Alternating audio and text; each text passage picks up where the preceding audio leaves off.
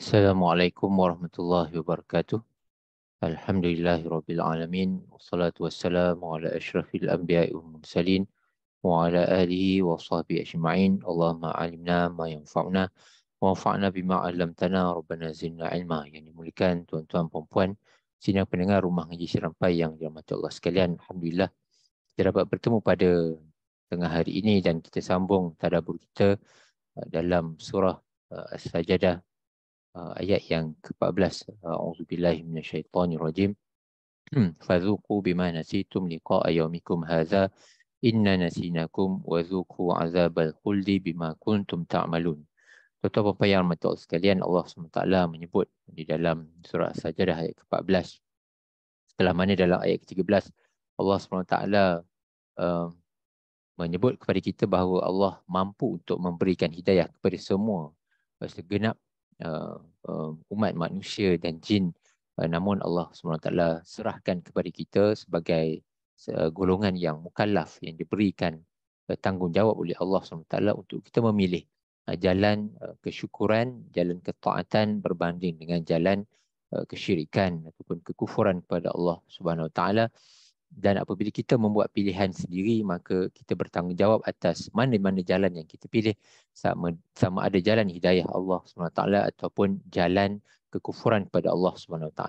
Jadi dalam ayat ke-14 tuan-tuan puan, Allah SWT mengatakan kepada golongan manusia dan jin yang telah pun memilih jalan kekufuran, maka disebabkan oleh kelalaian dan juga kecenderungan kepada jalan kekufuran berbanding jalan hidayah, maka Allah SWT menyebut fazuqu, maka rasalah dengan apa akibat yang di mana kamu lupakan tentang pertemuan dengan Tuhan kamu. Maka rasalah azab seksa kerana kamu telah melupakan pertemuan, iaitulah pertemuan dengan Allah Subhanahu Wa Taala pada hari kiamat, pada hari akhirat nanti, pada hari pembalasan.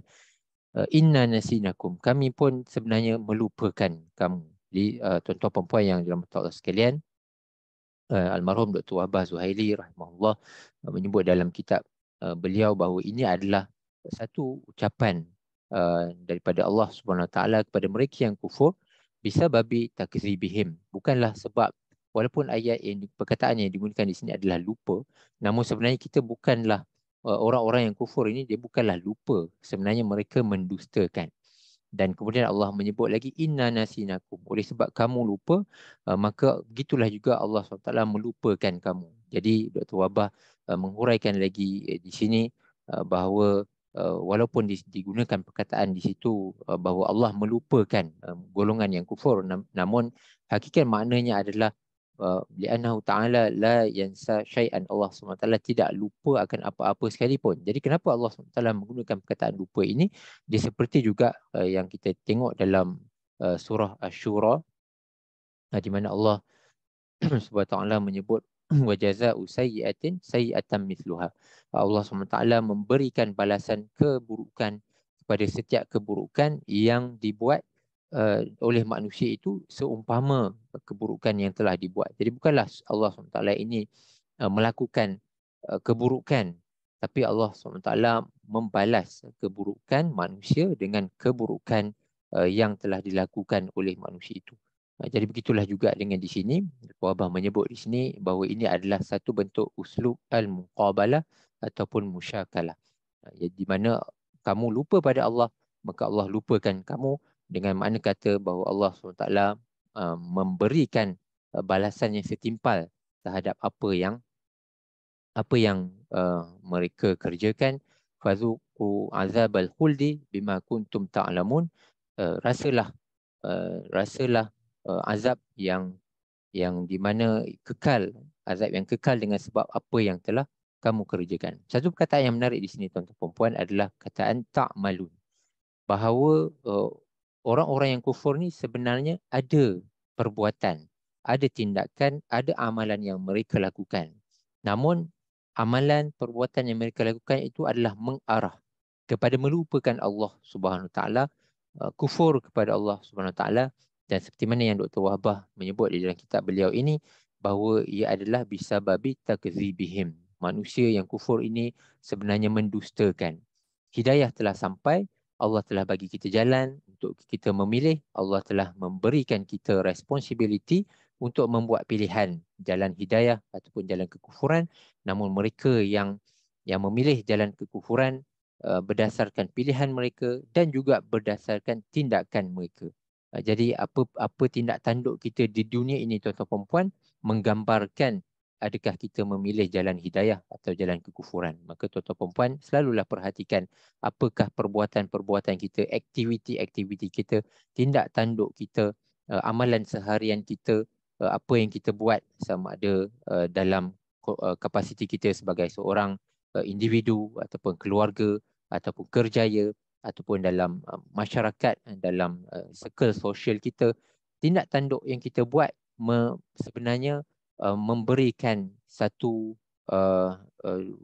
ruang kepada kita, adakah kita ni sebenarnya bertindak atas dasar kita ingat kepada Allah SWT, kita ingat liqa'a yaumikum, kita ingat bahawa pada hari akhirat nanti kita akan bertemu dengan Allah Subhanahu Wa Taala.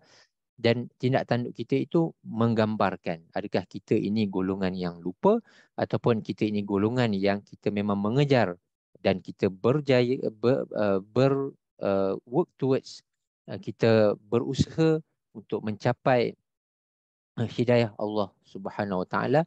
Maka di akhirat nanti kita akan dibalas dengan apa yang kita kerjakan dengan amal. Kalau kita berbuat amal kebaikan, maka kita akan dapat balasan kebaikan.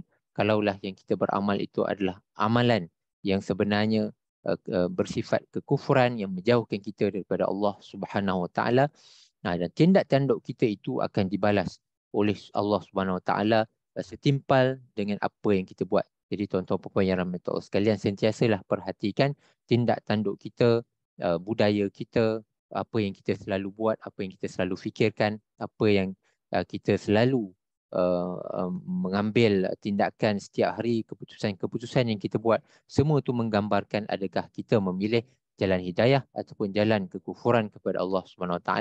Dan bukanlah sebenarnya kita ni lupa kepada Allah, namun tindak tanduk kita tu sebenarnya adalah tindak tanduk yang menggolongkan kita di dalam jalan kekufuran ataupun yang melupakan Allah Subhanahu Wa Taala. Jadi tuan-tuan puan, mudah-mudahan bermanfaat untuk kita dan insya-Allah kita akan jumpa dalam sesi yang akan datang. Subhanakallahumma wa bihamdika asyhadu an la ilaha illa anta astaghfiruka wa atubu ilaik. Wassalamualaikum warahmatullahi wabarakatuh.